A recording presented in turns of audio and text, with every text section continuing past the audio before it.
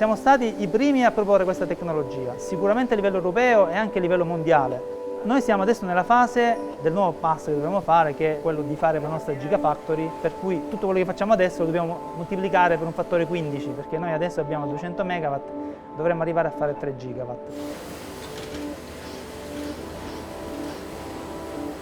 Come fabbrica di tecnologia completa, cioè dalla cella solare al modulo fotovoltaico, siamo fra i pochi in Europa, cioè nel senso ci saranno 2 o 3. Noi siamo veramente pionieri, nel senso che combattiamo contro dei giganti.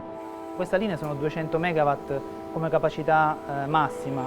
I nostri concorrenti fanno gigawatt, cioè 10-20 volte di più come produzione.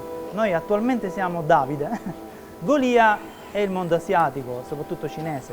Ora noi dobbiamo essere bravi a blindare queste nostre idee e fare in modo di tenerle qui e svilupparle qui e portarle a fare le grandi fabbriche qui anche in Europa.